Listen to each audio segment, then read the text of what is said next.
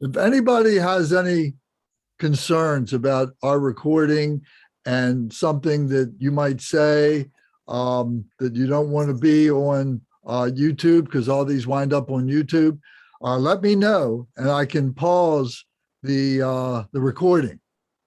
So, and then we'll have to turn it back on when you're finished. But if anybody has an issue about that, just let me know.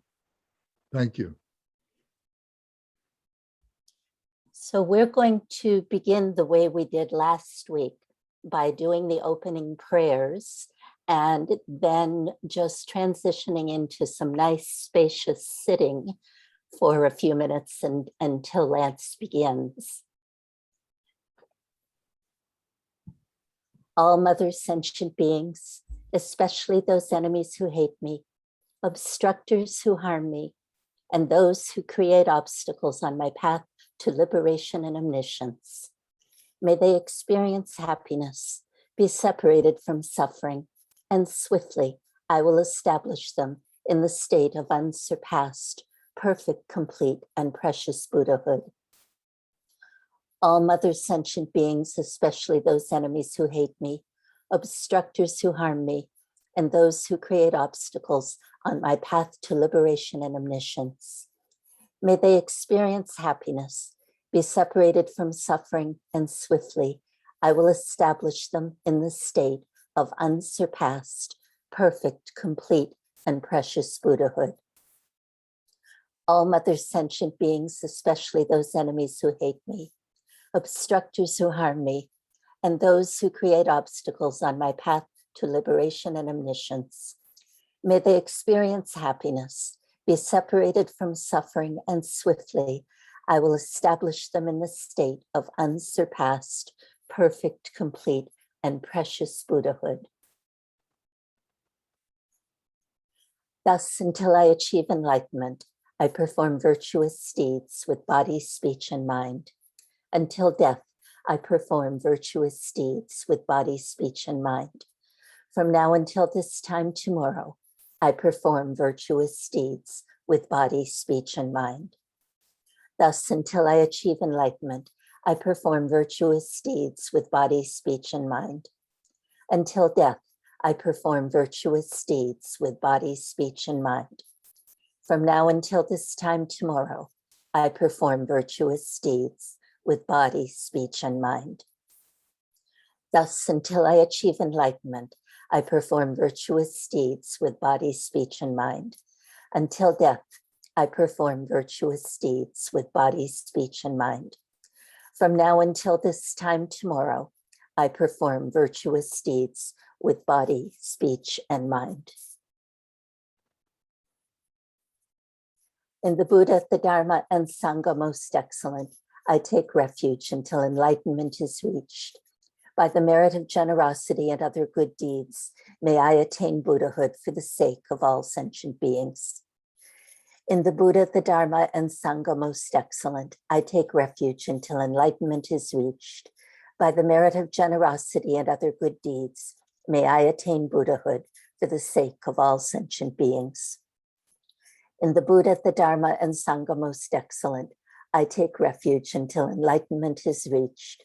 By the merit of generosity and other good deeds, may I attain Buddhahood for the sake of all sentient beings. May all Mother sentient beings, boundless as the sky, have happiness and the causes of happiness. May they be liberated from suffering and the causes of suffering. May they never be separated from the happiness that is free from sorrow.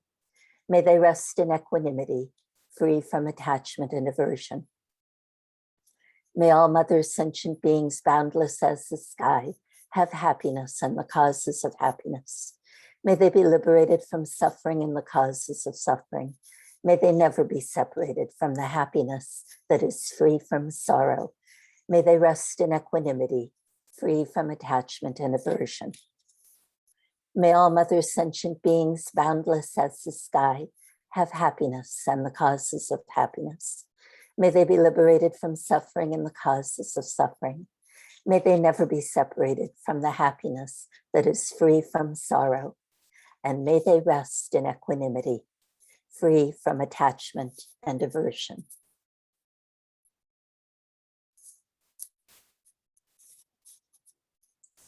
And take a minute now to, in your own way, relax, release, bring your mind home to rest in spacious present awareness.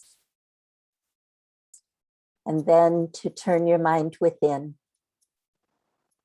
and rest in the nature of mind without any manipulation.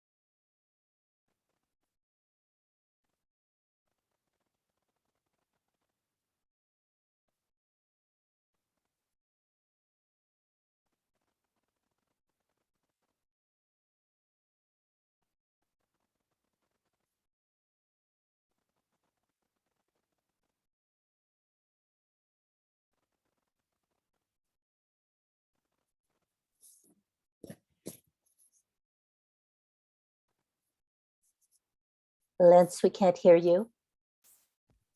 Thank you. Okay, so thank you, everybody. Thank you, Debbie. And so we're going to we're continuing, I should say, talking about part 3, the elucidation of the intermediate state of rebirth.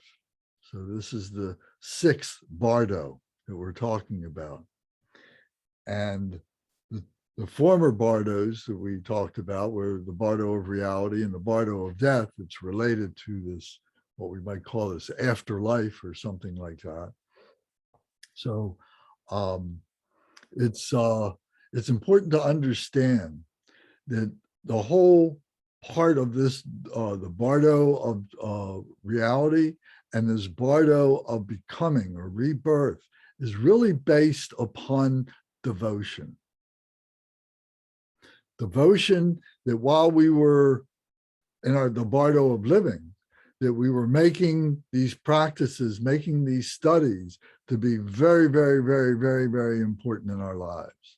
Not just some casual thing that we do once or once a year or something like that.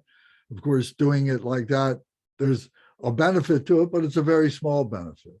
But the intended benefit of what the Bardo Thodol was composed for was to enable all beings to be able to be liberated in the Bardo at the time of death.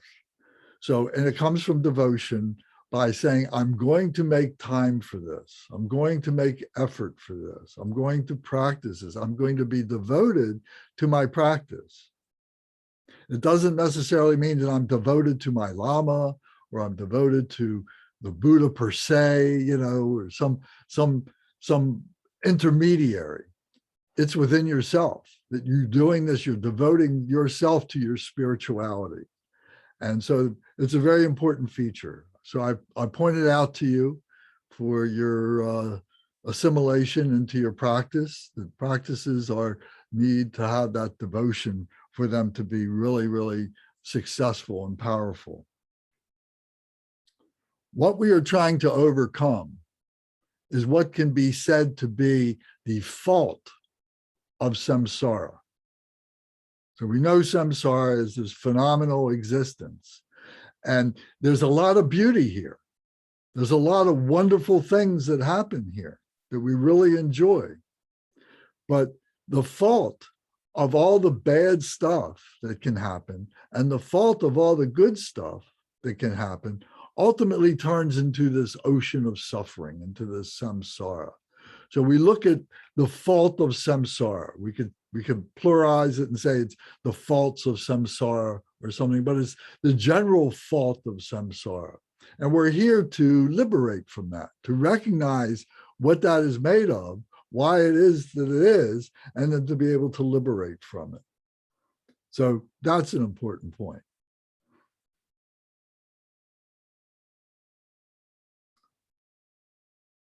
The illustration or the use of the visualization of a lotus is very important. And we've gone over this a number of times, and I want to make a special point about it that I don't think we've done enough. So fundamentally now, we know that we think of samsara as this great ocean. And in the bottom of this ocean, you know, are these seeds. And these seeds are coming up and so on. So if we can take that ocean now and maybe make it a little bit smaller into maybe a pond, a lot smaller, into some kind of a pond with slow moving water, then all the sediment that is happening, all the vegetation around this pond is all coming, washing into the pond, settles to the bottom, begins to decay, and then it becomes perfect, you know, as fertilizer for these seeds to grow. So the seed grows and then it sprouts, and there's this long stalk that comes through the water and breaks the surface of the water and then becomes this beautiful flower. So I'm talking about the lotus flower or the Padma flower. The Padma is lotus in Sanskrit. So we look at samsara as this ocean or as this pond with all this defilement in the bottom, from which comes this beautiful flower that is blossoming above the surface of the suffering, of the ocean of suffering, of this body of water, and it is blossoming into nirvana. So my point is that we haven't talked about nirvana enough. And nirvana is the other side of suffering, of samsara. And the two happen simultaneously. One does not happen without the other. And because they are both in the phenomenal nature, the samsaric phenomenal nature, they're both subject to change. what that means is in the case of samsara, it can change to happiness. It can change to nirvana. It can change to be more samsara, more suffering. So it's always in a state of change. The same thing with nirvana. When we overcome the suffering of samsara, we enter into what we would call nirvana. But that nirvana is as temporary as the samsara is. So we need to be aware of that, and we need to be able to maintain that transcendence that allowed us to get from samsara to nirvana. We have to work to maintain nirvana, in other words. So it's a constant evaluation of what is happening on a daily basis in our lives. And so we're trying to train our mind to be a bodhisattva, to be doing good actions, to be a noble person, to be a virtuous person, and so on, and to be able to learn the dynamics of what it is to be a human being, because we see now that there is this physical body, there's this intellectual body, but there's also this spiritual body. So with nirvana, that's how we do it. You know, we temporarily, time after time, enter into nirvana. So we might be sitting on the cushion and we're having that nirvana experience for, 20 minutes or a half an hour or maybe 5 minutes, whatever it is.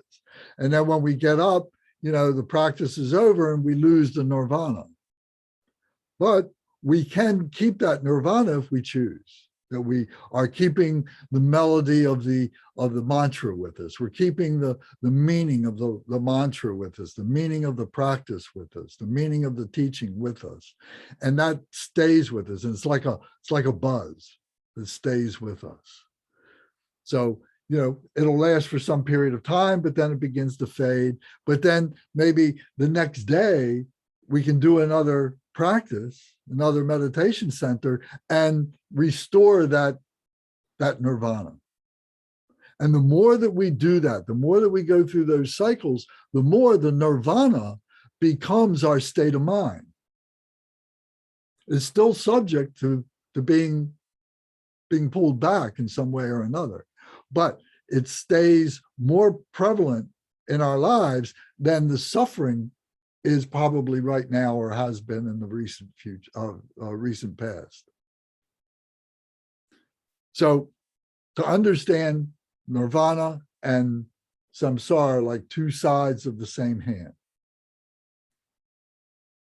To reach a perfect nirvana is called parinirvana. The word nirvana with the word pari, P-A-R-I in front of it. And that means I don't know what it means literally, but the general meaning is that it is the transcendence without return into samsara. So when we leave our body as a noble, virtuous Buddha, bodhisattva, we are going through now parinirvana, and there's no coming back to this level of suffering that we left. So this is referred to as parinirvana. So it's more like a permanent nirvana. So it gives me cause to want to look that up and be sure I get that clear, and I can report back about that next week. But that's the difference. We talk about samsara, nirvana, and then we talk about parinirvana. Does anybody have any questions or comments about this or about anything that we've talked about in the past few weeks? Lance, do you think that parinirvana only happens at the time of death, or can that happen while we're still here in this body? That's a good question, and technically, I don't know if there is a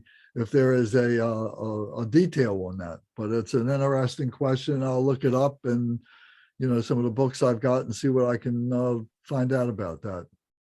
Okay, I'll get back to you on that. I'll make a note so I don't forget. Because when we say like the Buddha, when he passed, he went into parinirvana. When Maitreya, Milarepa passed, he went into parinirvana. So these high, very high virtuous beings, it's referred to that way.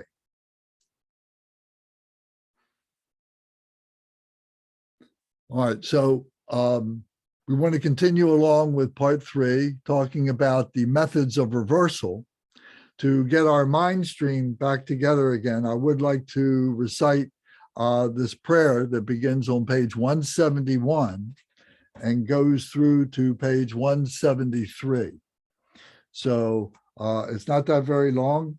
If we can, I would like to ask Bhavani and William, if the two of you can recite that together for the first time. There needs to be, this is repeated.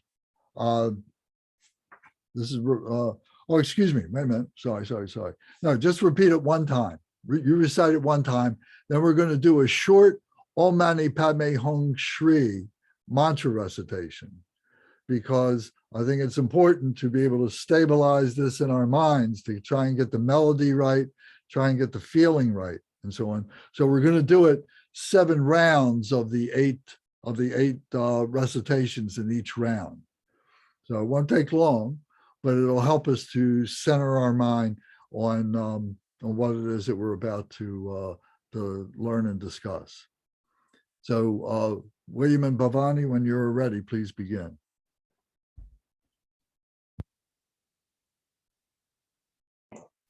You said page 171, the middle of the page? Yes, and continue through page 173. It's almost got it.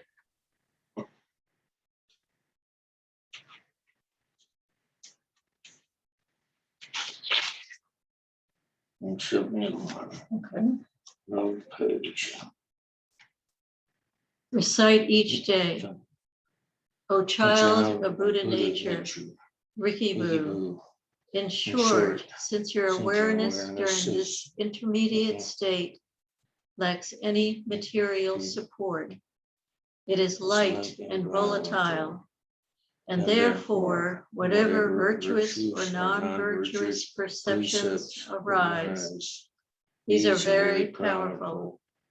Do not be absorbed by non-virtuous thoughts. Call to mind the virtuous practices of your past. Even if you did not engage in virtuous practices during your life, maintain purity of perception and deep devotion. Pray to your meditational deity or to Mahakuranika, and with a powerful longing, repeat the following aspirational prayer.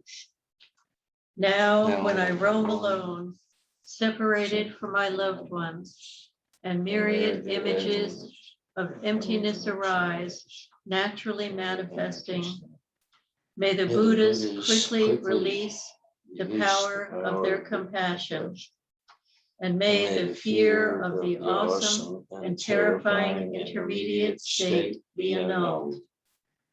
When I experience suffering as the result of negative past actions, may the meditational deity, Mahakuranika, dispel all such misery. And as the natural sound of reality reverberates like 1,000 peals of thunder, may all sounds be transformed into the resonance of the 6 syllables Om Mani Padme Hum. When I am driven on by past actions, unable to find a refuge, may the great compassionate one, Mahakuranika, protect me. And as I experience the suffering of habitual tendencies and past actions, may the meditative stabilities of inner radiance and bliss naturally arise. Repeat 3 times. Say this aspirational prayer with ardent longing. It will certainly lead you onto the path. Be absolutely certain that this aspirational prayer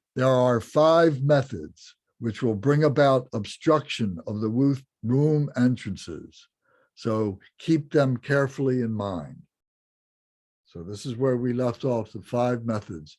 So before this was to obstruct the womb entrance, we had to block ourselves from going into the womb. So we did that through our devotion to our spiritual teacher, to our meditational teacher, to Mahakarunika, or whomever that was, through our devotion. So now, if that has failed, that didn't lead to our liberation. Now we have to close the womb entrance. We have to make it so that we will not go through the womb entrance. So that's what this is. And there's 5 methods. So that's our next way of being able to stop ourselves from being reborn. So now on page 182. O child of Buddha nature, Rikibu, Kunchok Pema Dorje.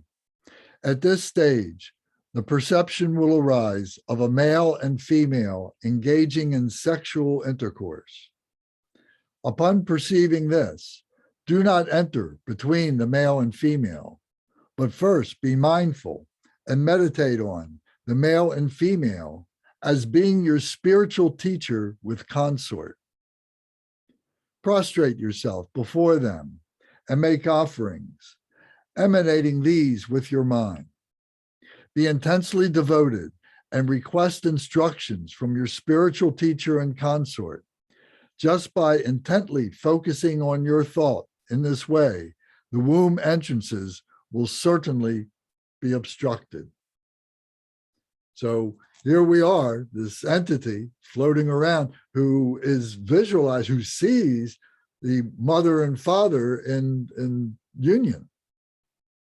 And so to help us to have a noble experience, we think of these 2 beings as being our spiritual teacher and the consort to the spiritual teacher. So a spiritual mother and father, in other words, and that we are making offerings to them with our mind, and that we are asking for their instructions, And by intensely focusing your thoughts in this way, the womb entrances will be certainly obstructed. So this is something that we do in our meditation. We practice this in our meditations. So now we continue with the next paragraph. It says, should the womb entrances not be successfully obstructed through this method, and you are nonetheless drawn ever nearer to entering the womb, then second, meditate now on the spiritual teacher and consort as being your personal meditational deities, whichever these may be. Or if you do not have a personal meditational deity, meditate on the spiritual teacher and consort as being Mahakarunika and his consort. Again, make offerings emanating these with your mind and generate the thought very intently. I request the attainment of your spiritual accomplishment. Thereby, the womb entrances will be obstructed. So first, we were thinking of these 2 beings as being your meditational or as being your spiritual teacher. So your lama, your priest, or your friend, whatever, but someone that is a human like them, and that we're saying to receive teachings from them. So now we're saying second, now we are elevating that visualization of our father and mother, of this potential of this male and female in union, now becomes a meditational deity who is liberated already, who has become something is transcendent of being an ordinary human being. So it should be like the Buddha, it should be the Buddha Amitabha, it should be Shenrezig. There's many in the Buddhist tradition that you could think of, and they would be close to you because you would have been practicing this during your life to be able to develop this relationship, so to speak. So it would be easy to be able to make this visualization as these beings copulating as your potential mother and father as being your meditational deity. And it says, I request the attainment of your spiritual accomplishment. So in other words, these meditational deities have transcended ordinary humanness. So they are in an enlightened state of mind. So we want to be as them. So we are saying, I request the attainment of your spiritual attainment. So through my union with them, that I will achieve enlightenment. So then we go to page 183. Should even this obstruct the womb entrances, and you are still drawn ever nearer to entering the womb, the third method, which reverses attachment and aversion, is now to be revealed to you. So why weren't we able to maintain our mindfulness in the first method or the second method? It was because our mental activity was going. It wouldn't allow us to focus that way. We were drawn back by some emotions or some thoughts or something like that. That's why we couldn't do it. Maybe it was fear. Maybe it was, oh, this is nonsense, but whatever. It was something that your mind was going, your mental body at this point. So now it's saying specifically, it's saying the third method, which reverses attachment and aversion, is now to be revealed to you. So now we're getting down to what those causes of those thoughts might have been, because attachment and aversion are very broad terms that cover a lot of emotions. So it says now there are 4 modes of birth. There is birth from an egg, birth from a womb, supernormal birth, and birth from warmth and moisture. So the birth from an egg, birds, fowl, reptiles. Birth from a womb, mammals.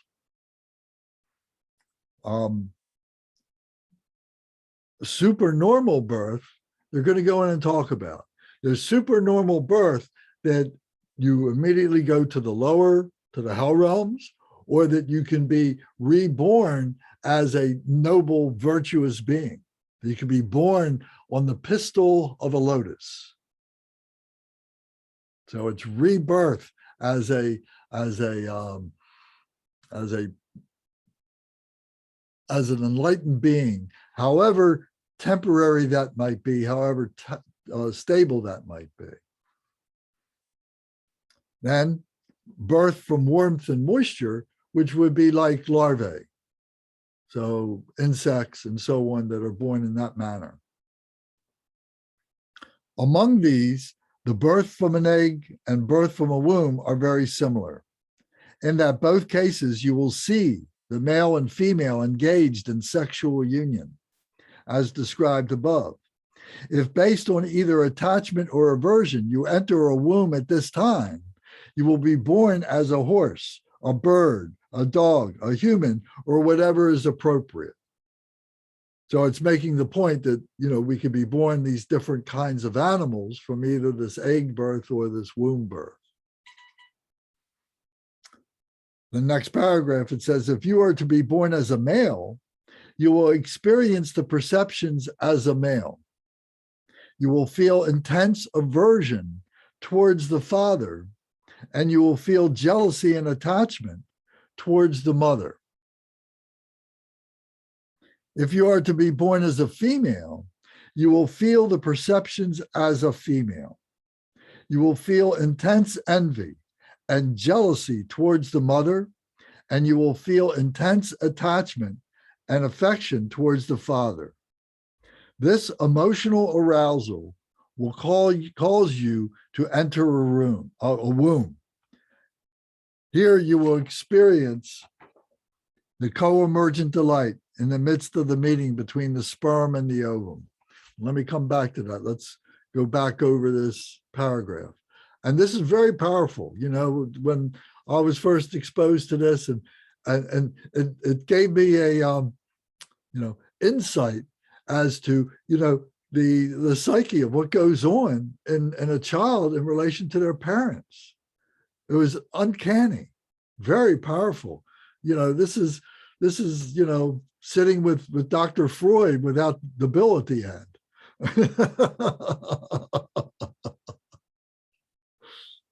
Let's hope we don't get locked up with Freud if we can go to Dr. Young. That would be better. So notice one thing, and you might want to write down a little note on this because it's worthy of contemplation, that these two situations, being visualizing oneself as a female or being visualized as a female and being born as such and so on, and then the aversions that we have with our mothers and fathers and so on.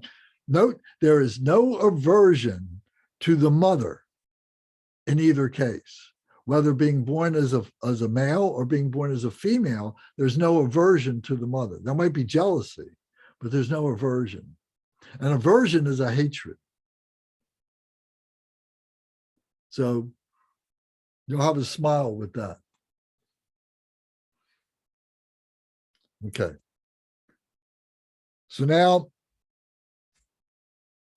last sentence here on page 183, carried over to 184. Here you will experience the co-emergent delight in the midst of meeting between the sperm and the ovum.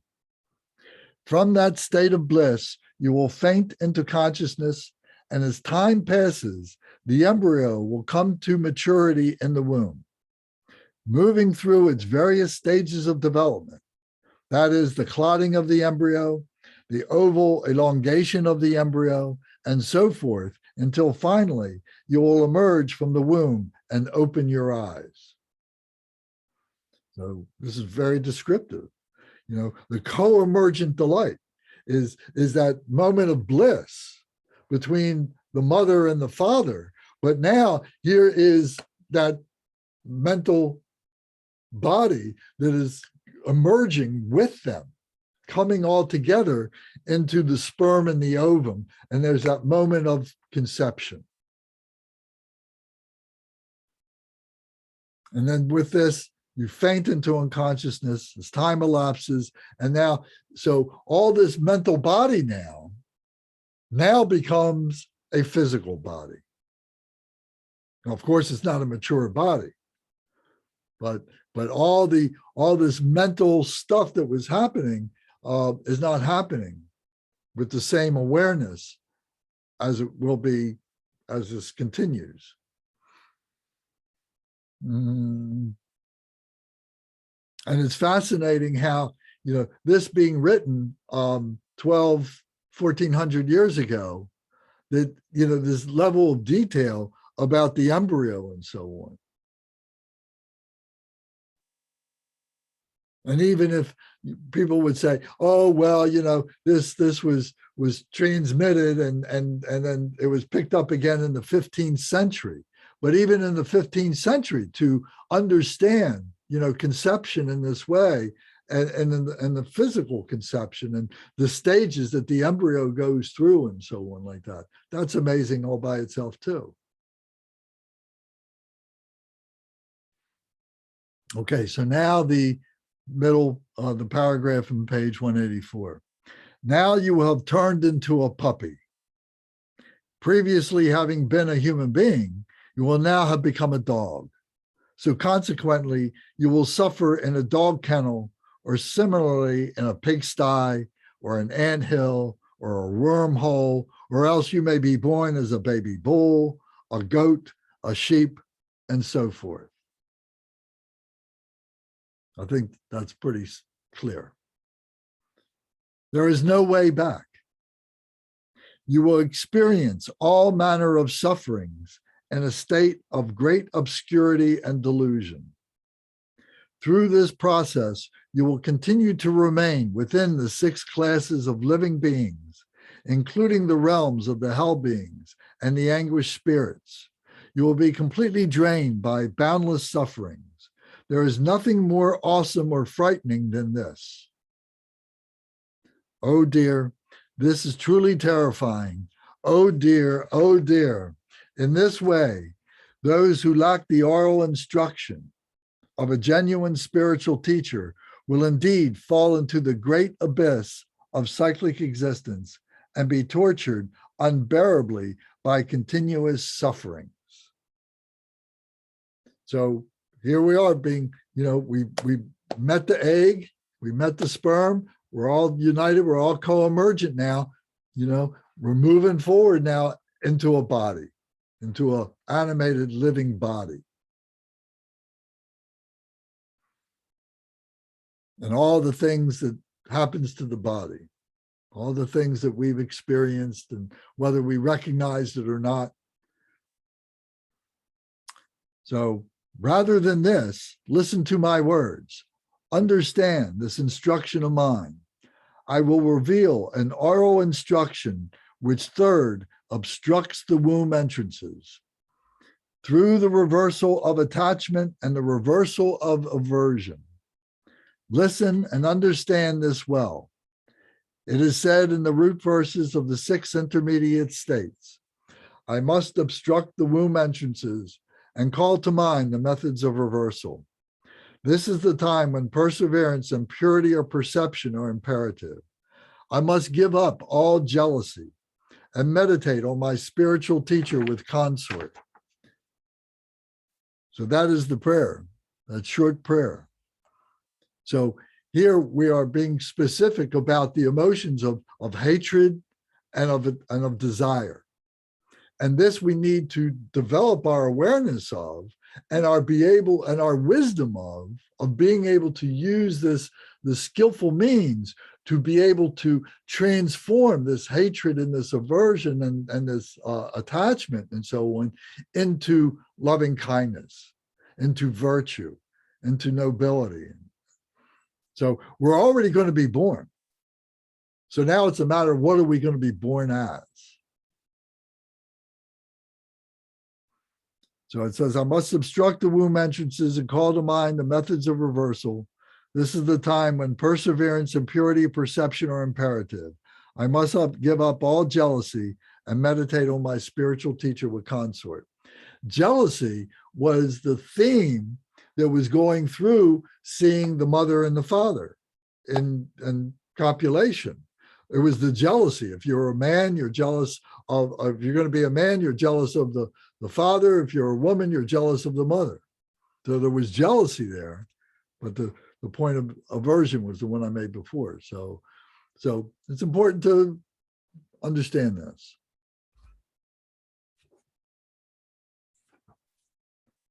So now,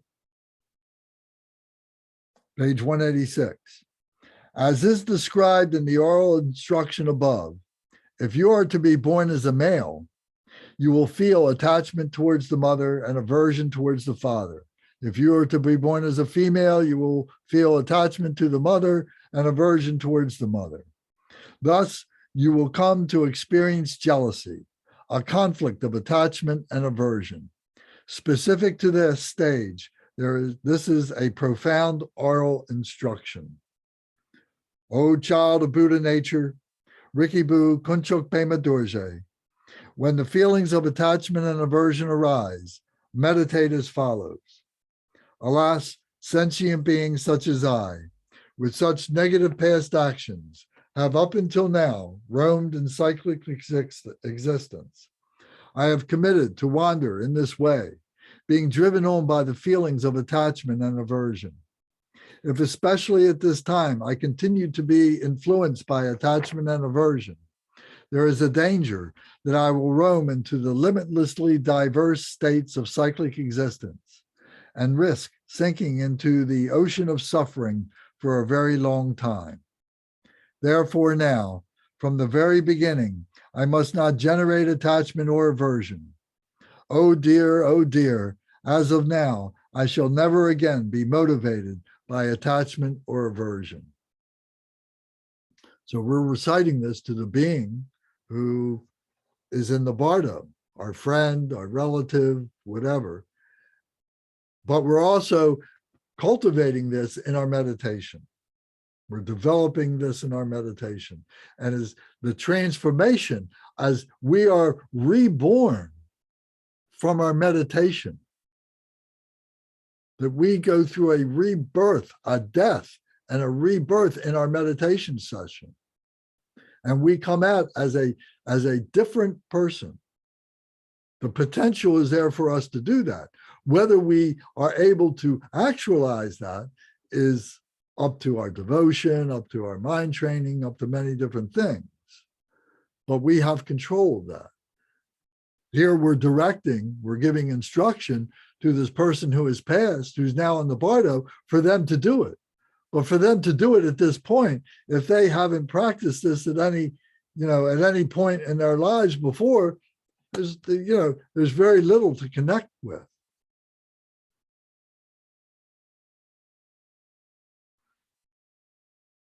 So now in the middle of page 187, by concentrating intently on this thought, as it is said in the Tantras, the womb entrances will be obstructed by this singular intent alone. O child of Buddha nature, Rikibu, Kunchok Bema Dorje, do not be distracted. Concentrate your mind on this thought with one pointed intention. So this is the prayer that just preceded this, what this is referring to. So this is the third method of closing the room door, of not being born again, or if to be born in a noble way. So now the paragraph at the bottom of 187. Yet, if having done this, the womb entrances are still not obstructed, and you draw ever nearer to entering a womb, the womb entrances should be obstructed by giving the fourth oral instruction on the unreal and illusion-like nature of phenomena. O child of Buddha nature, Rikibu, Kunchok Bema Dorje. Meditate in the following way. Alas, the father and the mother in sexual union, the rain, the blackness, the hurricane, the thunderous sound, the fearful and terrifying experiences, the nature of these and of all phenomena is illusion-like. In whatever form phenomena arise, they are not real. All substantial things are unreal and false, like a mirage. They are not permanent. They are not changeless. So what is the purpose of my attachment to these perceptions? What is the purpose of my awe and terror? That which is non-existent, I am seeing as existent. In reality, all these things that I perceive are the perceptions of my own mind. Yet, the essential nature of mind is primordially non-existent, like an illusion. So how is it possible for things to exist externally if in their own right? Since I have not understood this before, I have always regarded the non-existent as existent. I have regarded the unreal as real. I have regarded illusions as truth. This is why I have roamed in cyclic existence for such a long time. Now, yet again, if I do not realize that all these phenomena are illusions, I will continue to roam in cyclic existence interminably. And without doubt, I will drown in a swamp of every manner of suffering. Now I must realize that all these phenomena are completely devoid of substantial existence, even for a single instant. In reality, they are like a dream, like an illusion, like an echo, like a celestial city, like a mirage, like a reflection, like an optical illusion, like the moon reflected in water. It is absolutely certain that these phenomena are not truly real, but that they are false. Through this singular resolve, I will blow apart my apprehension of their true existence. Through utter confidence in this meditation, my apprehension of self-existence will be reversed. By knowing from the depths of your heart that all these phenomena are unreal, the womb entrances will certainly be obstructed.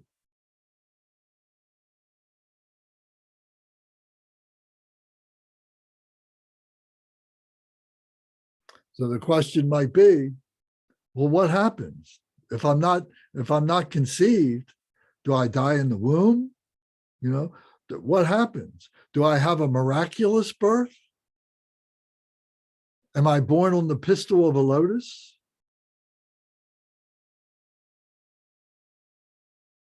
You know, how strong is our devotion? How strong is our stability in the understanding of what is being portrayed here and what this drama is? And it's a drama of the mind, but the mind is phenomenal.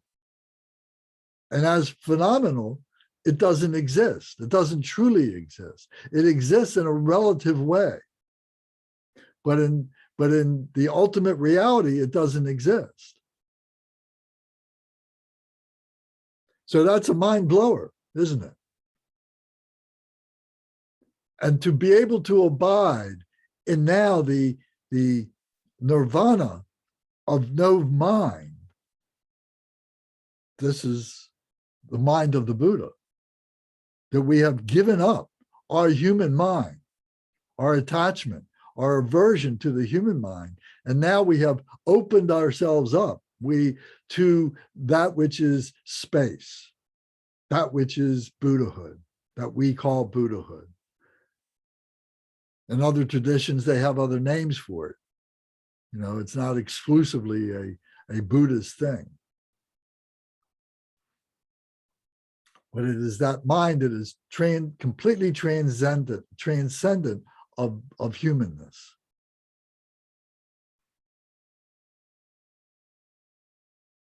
So, Lance, I have a question. Okay. So basically you're saying that if we somehow manage to close the womb entrance, are we enlightened? Is that what you're saying? Yeah, did you just tune in? No, I was here. I've been here. Rob, you heard what we were talking about? Yes. Okay, well, that's it. It's going back, recollecting, and bringing the practice now to the powers, the techniques that we learned in our meditation, in these practices. We're using these practices, and the aversion and the desire goes away. It is absorbed by that loving kindness, by that bodhicitta. It doesn't go anywhere. It's absorbed. It disappears. We're not drawn to it. Right. But you're saying, this is a little unclear for me still. So, but you're saying that if the womb entrance is obstructed, then what happens with us? That's kind of like what And that's what I said. And that's a good question. We'll have to read on. But, you know, part of this is the potential now for a miraculous birth. Remember, there's 4 modes of birth. Right. So now we've made it, if we've closed the possibility of a womb birth or an egg birth, so now there's the possibility of a miraculous birth. Or maybe some other things that we're going to see as we carry on. Okay? So all this birth are not necessarily, yeah, I get it now. Okay, So thanks. To be continued. We'll get there. Yes, Jerry.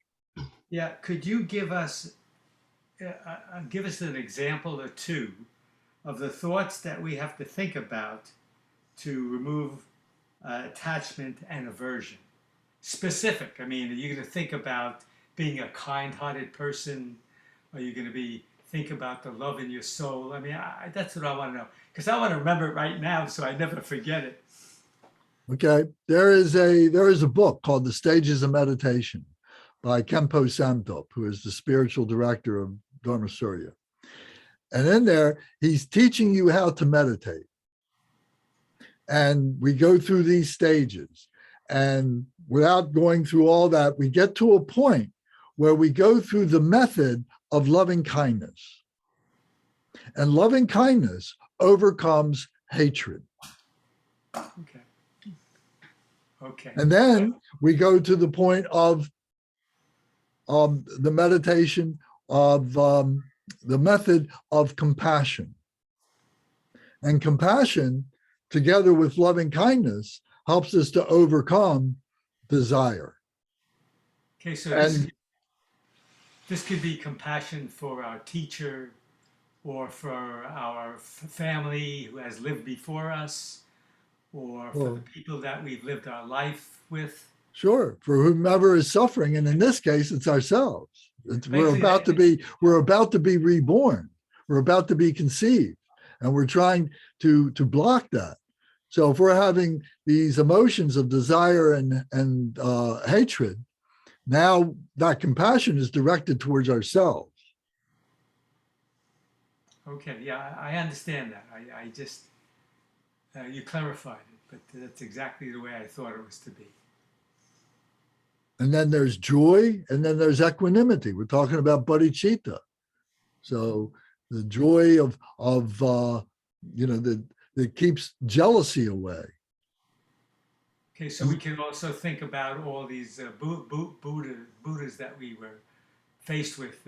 Not Buddhas, but it's explained in the stages of meditation, and so it's explained there. We've explained it here, in Buddhism 101 and everything. We've spent a lot of time talking about it. So I can't give a long, detailed explanation, but each one of those emotions, talking about hatred, talking about aversion, talking about attachment, talking about greed, talking about ignorance, talking about pride, all these have a method of neutralizing them. And it is expressed in the stages of meditation. That's where we learn it. We learn it on the cushion as a living human being, so that when we get to this point, we have something to help us to connect to our spirituality.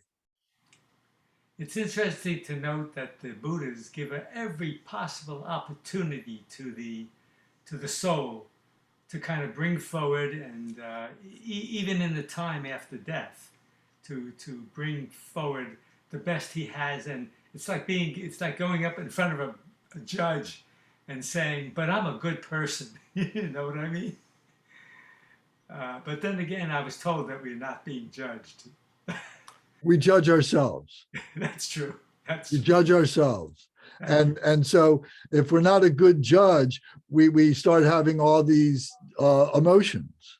If we're not able to use the teachings that rehabilitated us, we're back in jail. Thank you. Do not want to become a worm.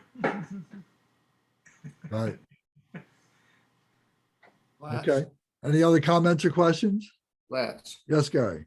I just wanted to point out to Jerry that since they live in Springfield and are within driving distance of the center, that stages of meditation is there available.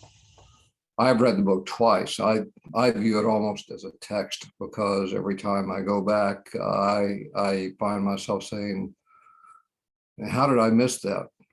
Why was I not doing that?" Of course, I'm still a novice, so, but it's a book that you just read and reread forever, and it would be it would be well worth the short journey from Springfield to pick it up when the center reopens. Yeah, our last time we taught that for 8 weeks is on YouTube if you're interested in watching that. And Kempo, who wrote the book, he's got teachings on YouTube, so you can follow the book with him if you prefer. But that's the answer, you know, to how do we pull ourselves out of this is by using our practice. But if we haven't developed the practice, then there's nothing you can do. You know, you're just a fly, you're a leaf in the wind being blown by your karmic winds with no way to be able to control your movement.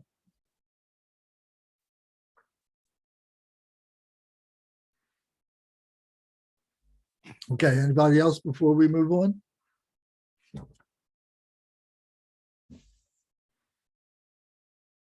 Okay, so now we're on page 190. O child of Buddha nature, Rikibu, Kunchok Pema Dorje. If even after having engaged in the above meditation, the womb entrances have still not been obstructed now, according to the fifth profound oral instruction, you must obstruct the womb entrances by meditating on inner radiance. The method of meditation is as follows. Alas, all seemingly substantial phenomena are expressions of my own mind. Yet, in reality, this mind is of the nature of emptiness. It is beyond creation and beyond cessation. By focusing your thought in this way, your mind should naturally return to an uncontrived and stainless state. Let the mind rest in this, its natural state, directly in itself, in the same way, for example, as water is poured into water. Let the mind rest in its natural flow, clear, unconstricted, uncontrived, and relaxed. By following this method, you can be sure that the womb entrances to the four modes of birth will certainly be obstructed. Meditate again and again in this way, and the womb entrances will be closed. So it's by looking at your own inner radiance, is the way it's expressed here, and being able to recognize that the mind is part of the problem.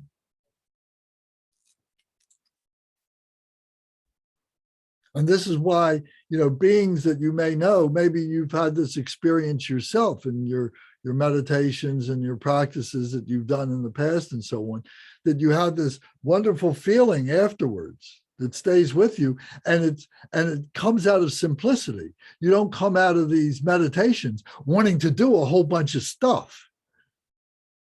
You know, I think most people that I know of don't want to do anything. They just want to sit there and just relax. Say, oh, this is what I've been wanting to do for such a long time. This is the real me. Now I can see myself. Oh, this is wonderful. And then slowly, you know, things start creeping in and pulls us back to the person that I didn't like before. But I like that very calm, simple person. So that's our natural state, is our simplicity. And we build up through our ego and so on, all these things that make us busy and cause all these emotions and so on. So this radiance is recognizing that naturalness, is recognizing our naturalness, the way that we truly are. And once again, in this situation, there's a lot of stuff going on. If you haven't practiced this, if this hasn't become some stable point of your being, then there's nothing to hold on to, or there's nothing to connect with. So therefore, the being just passes, you know, further, deeper into being born again. So the serenity starts now. The simplicity starts now.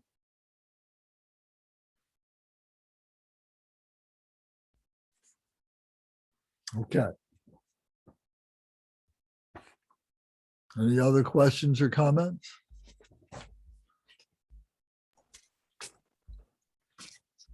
It just strikes me, Lance, it comes back to your earlier point about devotion and devotion to what, that as we go through all of these methods of blocking the womb, that it really reveals this is about ultimately devotion to the truth. And just whether it's now when we're practicing on the cushion or at any point moving through the bardos, to just allow ourselves, instead of being devoted to samsara and our impure perceptions, which we've gotten, at least speaking for myself, really, really good at, to change the whole focus of that devotion and kind of in a way pat ourselves on the back. We know how to be devoted. We've proven that in our devotion to samsara. But now if we can be devoted to the truth and to cultivating a pure perception, that really each one of these in a different way is saying, stop, don't be devoted to that, switch your devotion over here, as kind of at least how that's how I'm reading this. And I may be oversimplifying it, but then you mentioned this is simple. And so maybe that is a simple way to just bring it down and say devotion to the truth. And yes, your Lama represents that, and yes, your meditational deities represent that, but ultimately it's in here, it's your devotion to the truth. Yeah. We have the choice. We decide. It's our responsibility. And we're responsible for the choice that we make. We'll see that if we choose to be reborn, how those responsibilities come about. And how we have to deal with those responsibilities, because those things are the results of our karmic wins. We may, because of our karma, we may be a really good person, but there's something about us that has caused us to be reborn in a sad place, with sad people, in sad circumstances. Now, we may have some kind of an awakening. We may have some kind of joy about us, but now we have to take that joy into that sad place and manifest that joy. It becomes part of our purification for the next life. So what we're doing now, you see, is the opportunity of purification that has come from past lives. And to be able to look at our lives in this way, to see ourselves as spiritual beings rather than physical, intellectual beings alone.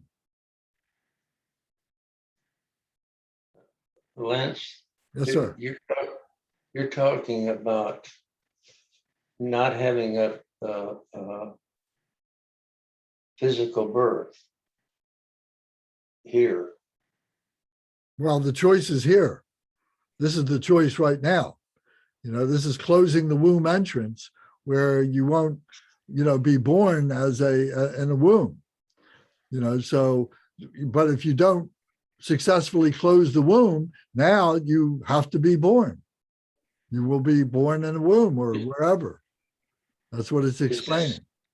Is this kind of going against the Bodhisattva vow?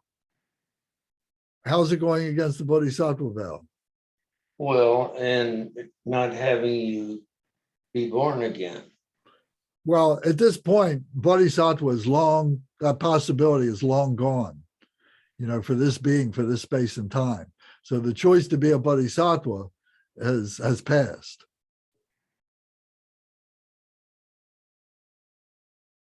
Okay.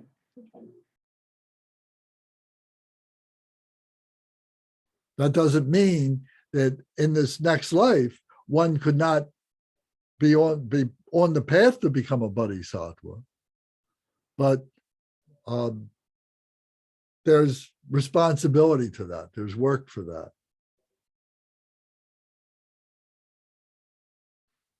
So I think, the next section will bring a little bit more clarity to it. I don't think there's enough time tonight to really get into the next section where it says choosing a womb entrance. There's about 20 pages there, and we can't get through it in the amount of time that we have. And I really don't want to start it and then have to stop it. I think it would be better to have a discussion now and do some prayers to stabilize, this, what the Bardo Thodol is. There's the teachings, the scriptures, whatever you want to call them, these books, there's the doctrine, the academics, very, very strong, very important. It's the knowledge base on which we are, putting all this stuff on, the knowledge base. And then there is the experience of the practices, of entering into the practice, taking those teachings, that knowledge base, and putting into a practice and being able to transform ourselves into what is being described, to become the embodiment of those scriptures and so on. And here back on page, just a moment. Here on page 187, in the middle, it says, by concentrating intently on this thought, as it is said in the Tantras, the womb entrance will be obstructed by the singular intent alone. The Tantras are these practices. The sutras are the teachings, are the academics. The Tantras are the application of those practices. So we can read a book and we can get that what do you call it, the vicarious experience that the writer is trying to transmit to us.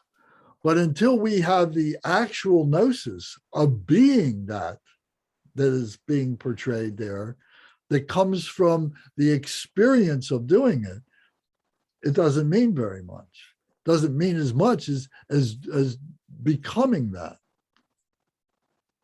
So in the Tantras, that's where these practices come. It says, by concentrating intently on this thought, is said in the Tantras, the womb entrance will be obstructed. So that's how it's done, through the practices, through the Tantra. So that's the first is the sutras, the second are the Tantras, and then the third are the prayers. The prayers are very important. And the more that I've been involved with this over the years, the more I recognize the prayers, the more I appreciate the prayers. In the beginning, I had too much ego, but as I've been able to, see how my ego has shaped even my spiritual life and so on, I can see how the prayers help me to keep my wheels on the track. They are prayers to ourselves. They are managing our remembrances of the practices, of the teachings, and of past lives, of this whole Bardo experience. We've been born many times, we've died many times. And as we begin to really contemplate and we begin to meditate on these things, we start having something like remembrances. Anybody have a déjà vu experience? Imagine the déjà vu experience on a cushion. So we shouldn't take it, too literally, but there's a lesson in there somewhere. There is a remembrance in there of the transpersonal. So And we're getting, we're rising above our human consciousness. So things that don't seem to be possible in our human, they seem to be ridiculous. How can you even say that? How can you even think that? Now, in this meditation mind, become entirely possible.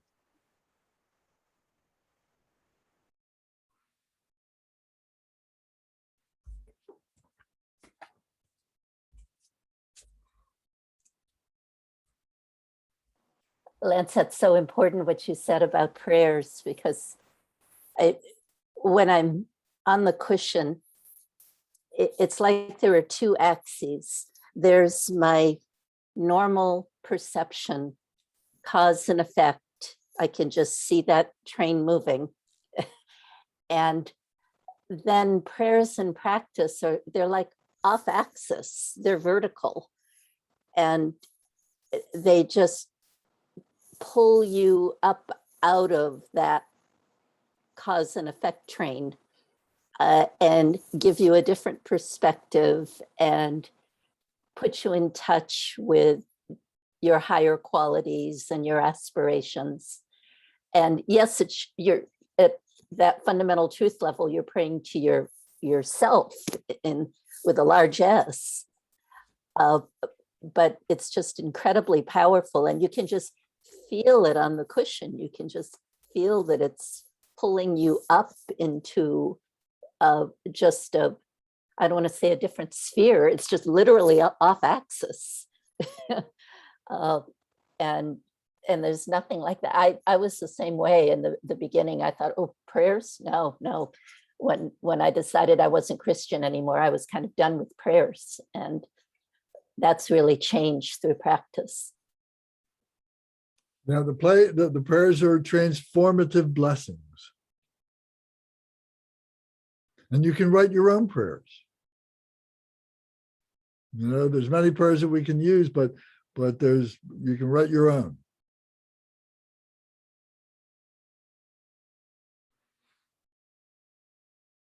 Okay, does anybody else have a comment or anything before we, because what I want to do. That's, Yes. I'm having some difficulty sorting out the differences between sutra and tantra. There's a connection, but there's a difference.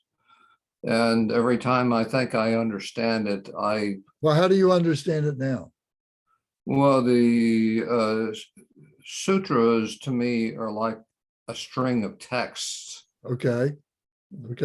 teachings. Where did they come from? Where do they come from? Yes. Well, the historical Buddhas is my understanding and my assumption. Correct. So it's the Buddha, Buddha, Shakyamuni Buddha, many of them. and many of the disciples that have come after, Yes. great disciples have come Yes. after. So yeah, so those are the sutras. So they're like the spoken words. They're like the Yes. gospels Uh-huh. of the Buddha and the great masters. So that's the sutras. So you're correct. So then what are the tantras? What do you think of the tantras? Well, that's where I am in trouble, Okay. because what I've read about the tantras is that they are also texts and teachings, or combinations of text and teachings. Okay. And So I so be they are lost. they are the application of the sutras. What does that mean? I mean, is that your behavior? Yes. The That's how you practices. lead your life. The practices that you engage in, the That's transformations, manifestation of the sutras. transformations that you engage in. The other word for tantra, the English word for tantra, is continuum. And seeing that we are in this state of flux and we're constantly churning through this state of flux. Okay. I'll work on that.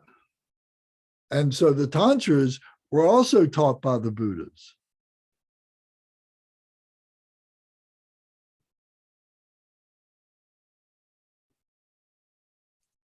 So these tantric practices that we do and so on in deity yoga is that familiarization with the process of the transformation, how the transformation comes.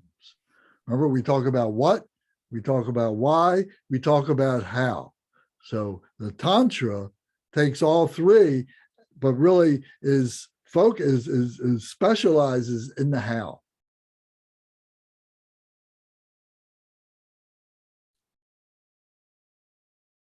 So it's the implementation of the sutras. Implementation, yes, that's another word for it. Application, implementation, sure. The manifestation of the sutras. The actualization of it, if we didn't say that already. Yes. So one is vicarious. That was the point I was trying to make before. That the sutras are largely vicarious in the beginning. But then through the Tantra, then they become your own personal experience. By vicarious, you mean indirect, or Well, it's like me trying to explain the taste of sugar to you. And you've never I had see. sugar. And you're learning it vicariously through the things that I'm trying to explain to you. yes. But then as soon as I give you the sugar, put it in your mouth, and you go, aha, that's what you were trying to say. Okay. Now it's a personal experience. So by trying to learn spirituality through vicarious experience leaves an awful lot on the table.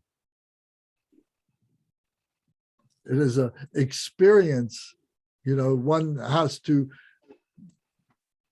have themselves, a realization that they have to have themselves.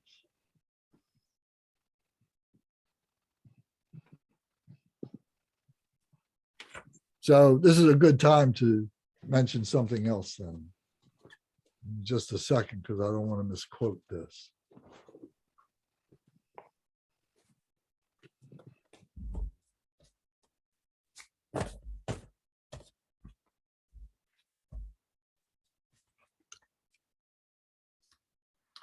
So this is something you might want to write down. Do not mistake understanding for realization. We can understand something vicariously. Do not mistake understanding for realization. Then the next statement is, and do not mistake realization for liberation. And liberation is another word for enlightenment. So do not mistake that realization, which comes from the tantric continuum of experience. Don't mistake that for liberation. Where are you reading that from? A quote from Milarepa, a quote from Gampopa from the Jewel Ornament of Liberation. And the final statement here is from Milarepa, because Milarepa now says, do not understand hopes for realization, but practice all your life. I'll repeat that. Do not entertain hopes for realization, but practice all your life.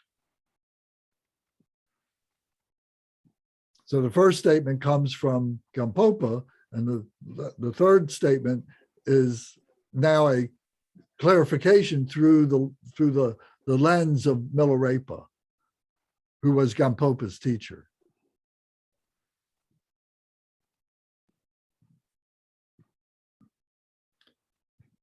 So what it's saying is we're on this continuum. We're in this tantra.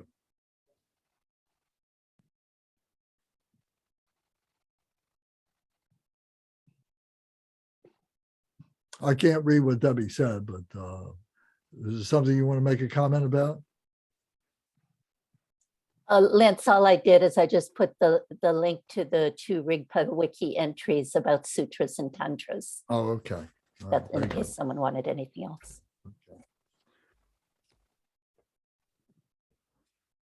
good. Okay. So Gary, did that shed some light onto the topic? Okay.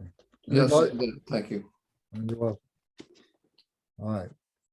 So now, let's close by reciting the aspirational prayers. So on page 207. So if we go to that, this is the aspirational prayer, which rescues from the dangerous pathways of the intermediate states. So I'd like to ask Sandra if she will recite this for us, the whole prayer.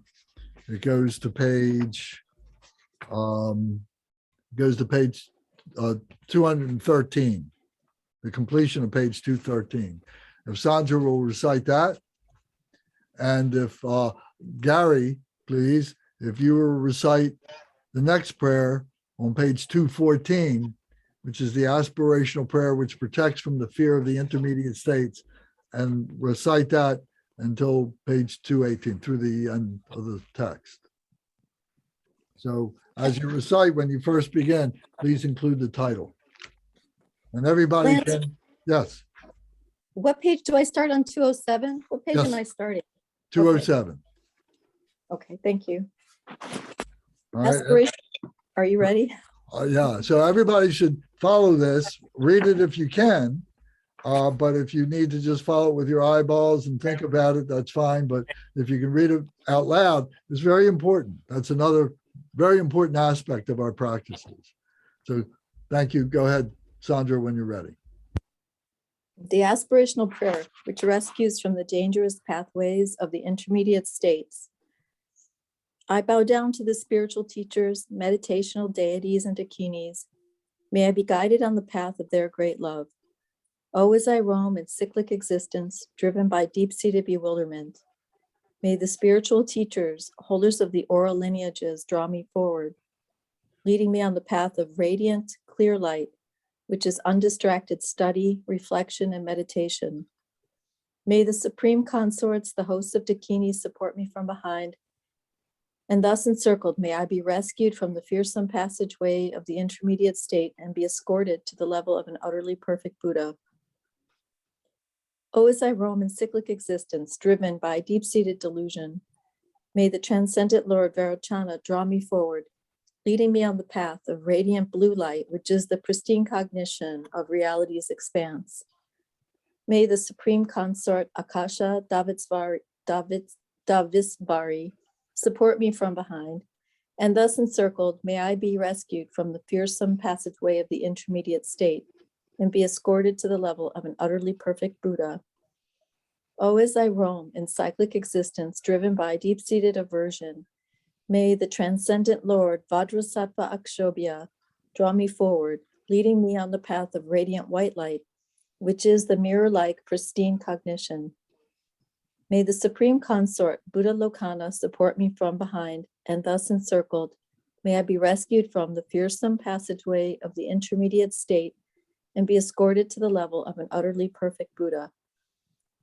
Oh, as I roam in cyclic existence driven by deep-seated pride, may the transcendent Lord Ratnasambhava draw me forward, leading me on the path of radiant yellow light, which is the pristine cognition of sameness. May the supreme consort Mamaki support me from behind, and thus encircled, may I be rescued from the fearsome passageway of the intermediate state and be escorted to the level of an utterly perfect Buddha. Oh, as I roam in cyclic existence, driven by deep-seated attachment, may the transcendent Lord Amitabha draw me forward, leading me on the path of radiant red light, which is the pristine cognition of discernment. May the supreme consort Pandara Vasini support me from behind, and thus encircled, may I be rescued from the fearsome passageway of the intermediate state and be escorted to the level of an utterly perfect Buddha. Oh, as I roam in cyclic existence, driven by deep-seated envy, may the transcendent Lord Amoghasiddhi draw me forward, leading me on the path of radiant green light, which is the pristine cognition of accomplishment. May the supreme consort Samaya Tara support me from behind, and thus encircled, may I be rescued from the fearsome passageway of the intermediate state and be escorted to the level of an utterly perfect Buddha.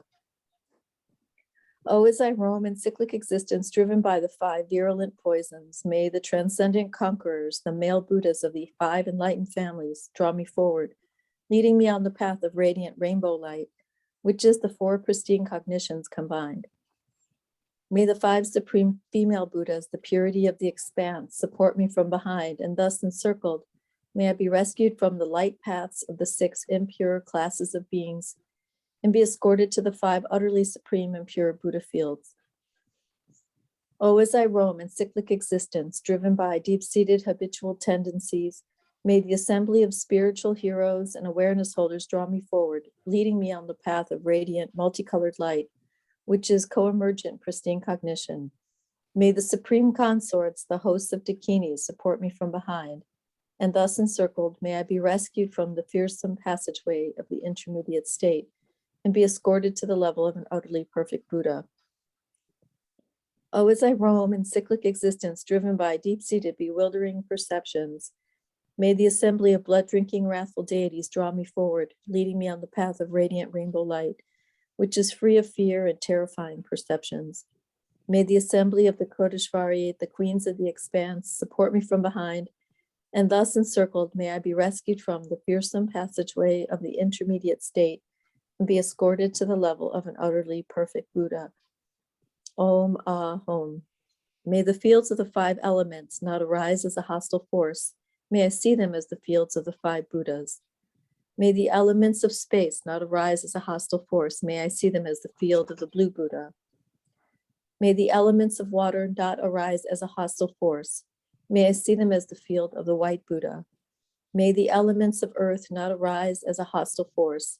May I see them as the field of the yellow Buddha. May the elements of fire not arise as a hostile force. May I see them as the field of the red Buddha. May the elements of wind not arise as a hostile force. May I see them as the field of the green Buddha. May the awesome sounds, lights, and rays not arise as a hostile force. May I see them as the infinite fields of the peaceful and wrathful deities. May the rainbow-colored elements not rise up as a hostile force. May I see them as the fields of the manifold Buddhas. May I recognize all sounds as my own sounds. May I recognize all lights as my own lights. May I recognize all rays as my own rays. May I spontaneously recognize the characteristics of the intermediate states.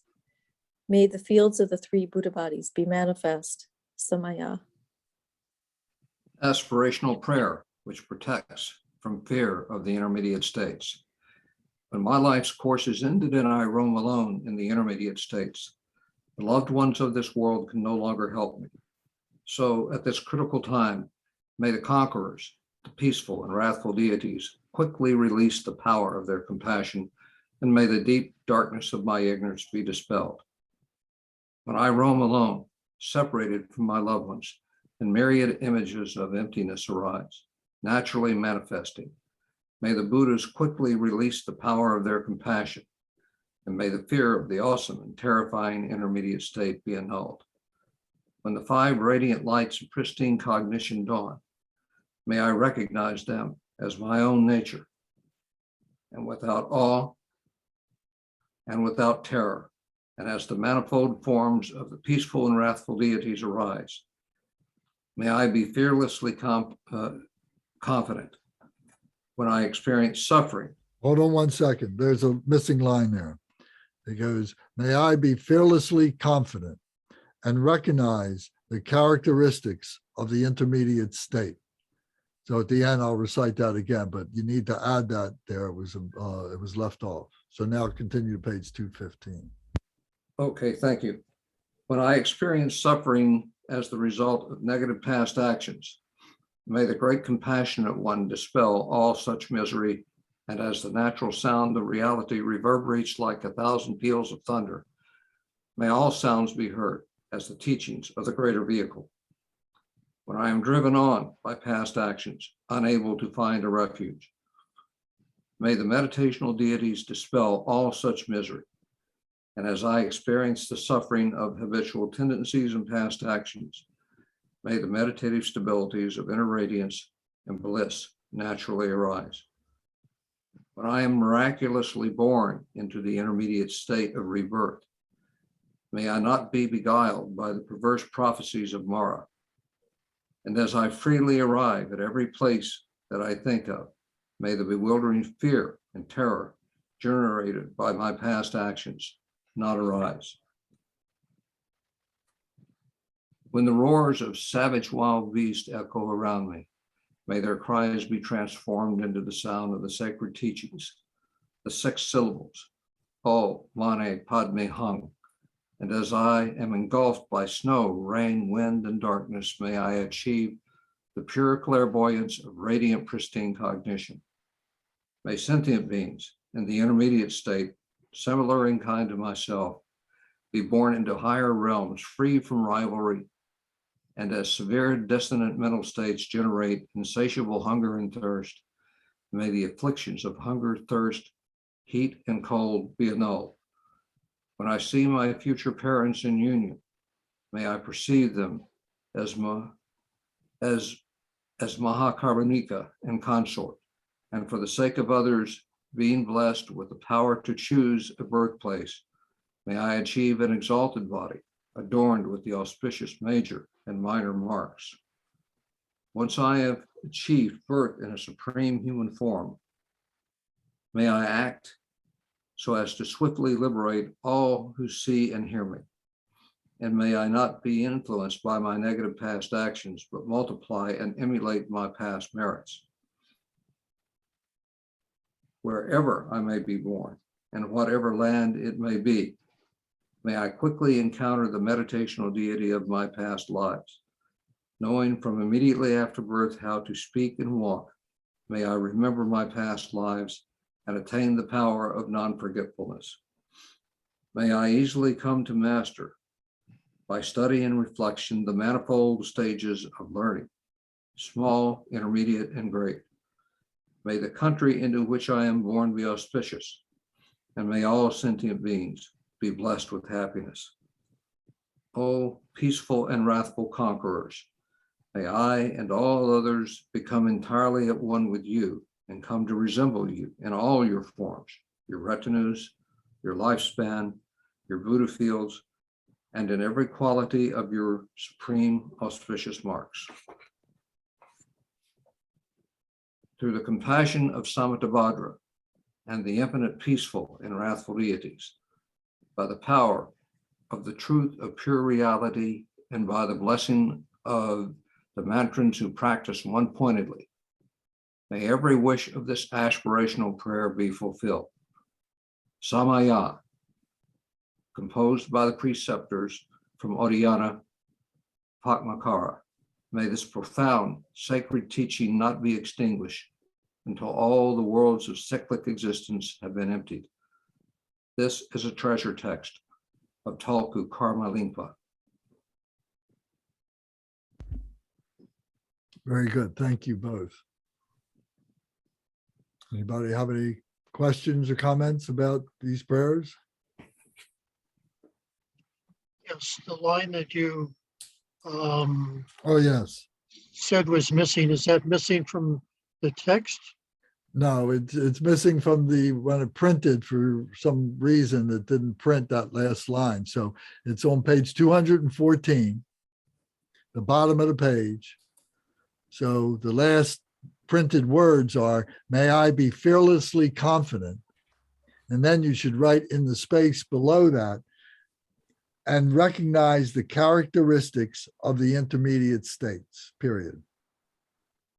So may I be fearlessly confident and recognize the characteristics of the intermediate states. Thank you. You're welcome. Anybody need it repeated again? Did everybody write it? One more time. Okay. And recognize the characteristics of the intermediate states, period.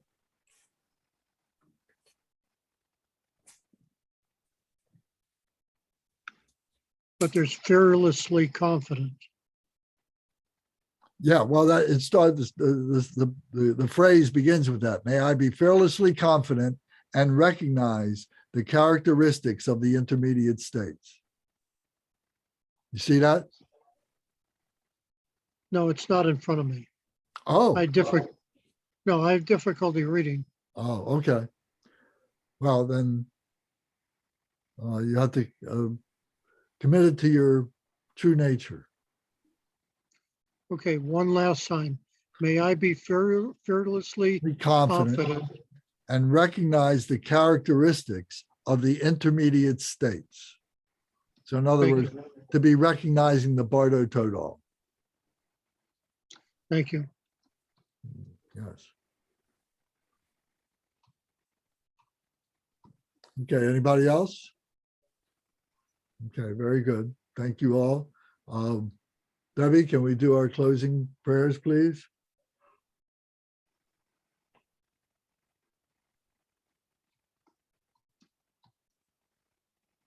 Emaho. In the center is the marvelous Buddha Amitabha of boundless light. On the right side is Avalokiteshvara, the Lord of great compassion. On the left is Vajrapani, the Lord of powerful means. All are surrounded by limitless Buddhas and Bodhisattvas. Immeasurable peace and happiness is the blissful Pure Land of Dewachen. When I and all beings pass from samsara, may we be born in Dewachen without taking samsaric rebirth. May I have the blessing of meeting Amitabha face to face. By the power and blessings of the Buddhas and Bodhisattvas of the 10 directions, may I attain this aspiration without hindrance. Tayata Pensadriya Awa Bodhanaya Soha. Tayata Pensadriya Awa Bodhanaya Soha. Tayata Pensadriya Awa Bodhanaya Soha.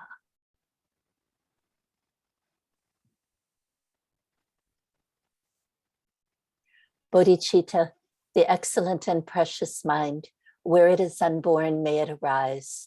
Where it is born, may it not decline, but ever increase higher and higher. By this virtue, may I achieve all knowingness by defeating all enemies' confusion. May all who travel on the waves of birth, old age, sickness, and death cross the ocean of suffering. As Manjushri the warrior realized the ultimate state, and as did Samantabhadra, I will follow in their path and fully dedicate all the merit for all sentient beings. Om Mani Padme Hum Shri. Om Mani Padme Hum Shri.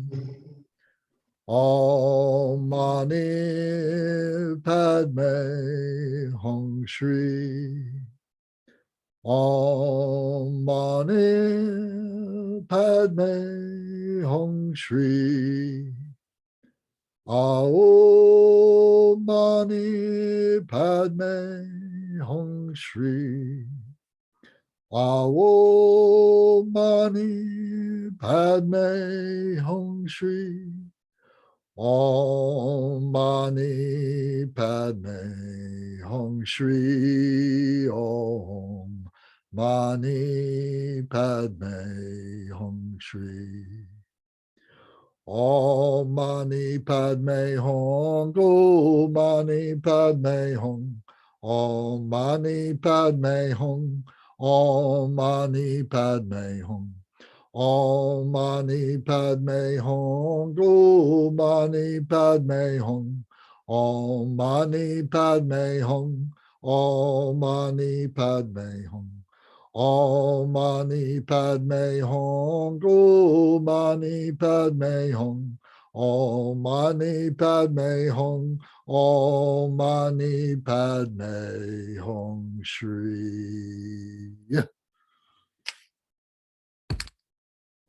Thank you. Om Hum. Om Hum. Om Hum. May my body, speech, and mind become inseparable with the body, speech, and mind of all the enlightened ones for the benefit of all beings. Okay. Thank you. Thank you, Lance. Thanks, Thank you, Lance. everyone. Thank Thank you, you, dear Lance. ones. Thank you. Thank you, Thank Sangha. Everybody.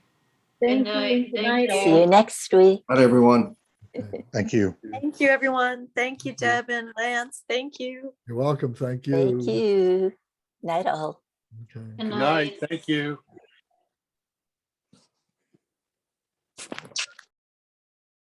Thank you.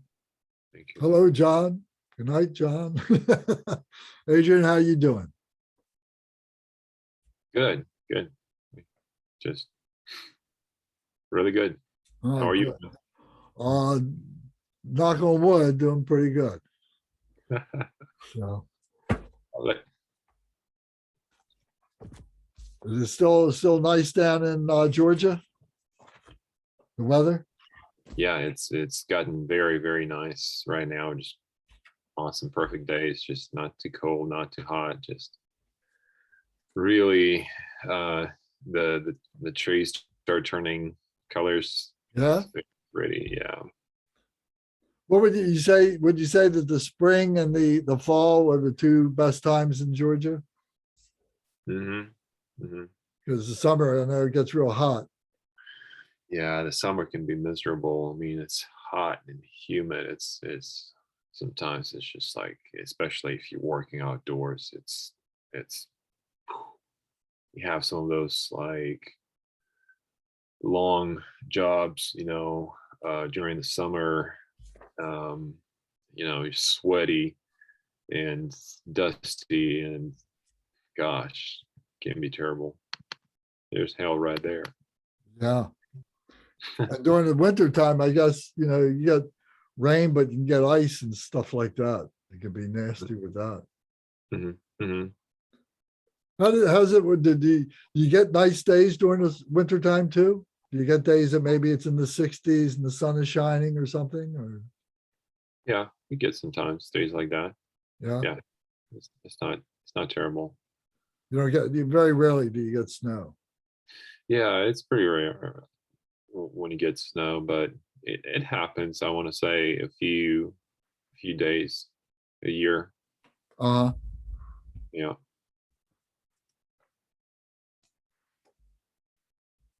All right, very good. Yeah. So do you have anything you want to clarify in any way? No, sir. Okay. Just getting back on get back on my non-drill practice and just doing the accumulations, frustrations, meditations in the morning the best I can. Well, good. So carry on with that. You can't do any better than that. Just keep on practicing, keep on Yeah. going. That's all. All right. Well, then have a good night and a good weekend. And I'll look forward to seeing you again soon. All right. Sounds good. Have a good night. All right. Oh, tomorrow night, we're going to have a very interesting film. You might be interested if you got a Okay. chance. The Salt Yeah. Man of Tibet. So you might enjoy it. Cool. Okay. Looking forward to it. Thanks. All right. Have a good night. Right. Good night. Bye-bye. Bye.